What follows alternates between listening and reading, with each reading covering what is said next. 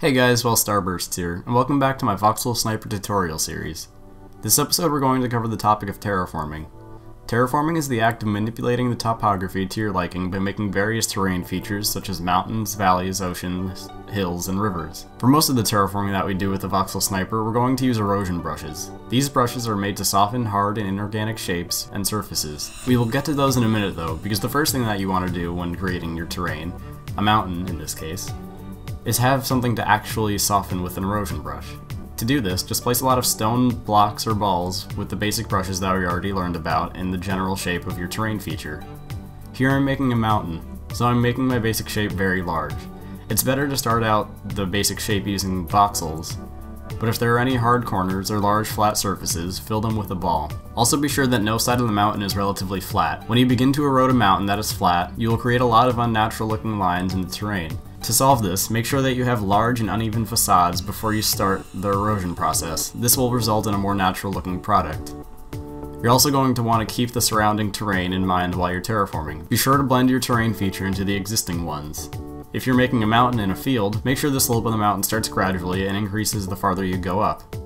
Now that we're done placing out our basic shape of the mountain, it's time that we start to use the erosion brushes. There are 4 erosion brush presets that are very easy to access and very helpful when terraforming. The 2 that we will be using now are BE Melt and BE Fill. BE stands for Brush Erosion, then the word after it is a preset. Melt and Fill brushes have the opposite actions when smoothing terrain.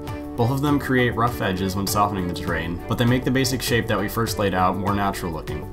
Keep in mind that if you use the melt brush, the shape that you laid out will be smaller and steeper than if you use the fill brush, which will result in a more gradual slope and a larger mountain. This is because the melt brush destroys blocks and the fill brush creates them. It's also useful to use the gunpowder at times, as it performs the opposite action of the arrow. If you have a tight corner that you didn't fill with a ball, or if you need to melt something that you don't want to become any smaller, using the gunpowder and the melt preset, or just the plain fill preset, are good alternatives to regular melting. When you're done with the basic shape of your terrain feature, there may be some flat surfaces that don't look very natural. Go over these surfaces with a small random erode brush or with a small melt or fill brush. The random erode brush will, randomly erode the terrain to make it look more natural. If you end up with large flat surfaces on the ground or on a cliff, one of the best things to do is use the BE Lift preset. This will just lift the blocks within the brush's radius 1 block towards you. After you do that, you can go over with a smooth brush. After the erosion process, you'll end up with very jagged corners for your mountain. For some styles, this is okay, but for the regular mountain that I'm making, you'll want to use the BE Smooth preset. This brush will get rid of all the rough edges while still maintaining a natural look. If you're terraforming flat, slightly hilly terrain, then I suggest to use the lift brush and then smooth it over with a smooth preset. This combination results in a very natural looking surface for flat terrain. Now that you're done with the mountain's shape, you'll need to cover it with grass and foliage.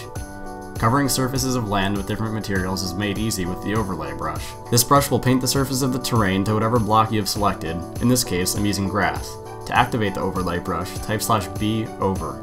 This brush will overlay the selected materials to a 3 block depth. You can change this by typing the command /B over D and then the depth. Note that the overlay brush will only paint surfaces below it, but not above it. This is very helpful when making sandy edges for beaches.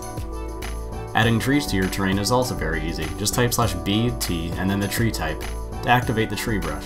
The tree brush will grow a tree wherever you click. The tree types to select from are birch, redwood, tree for the default Minecraft tree, big tree, and tall redwood. You also may find yourself running into times that you need to drain large amounts of water during your terraforming operations. To do this, just use the drain brush.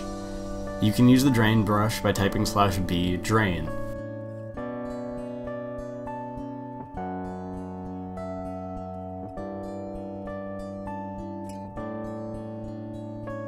Keep in mind that you can adjust all of the brushes included with the VoxelSniper using the same commands that we learned about in the first tutorial on the VoxelSniper basics. The command is /B and then the brush's radius.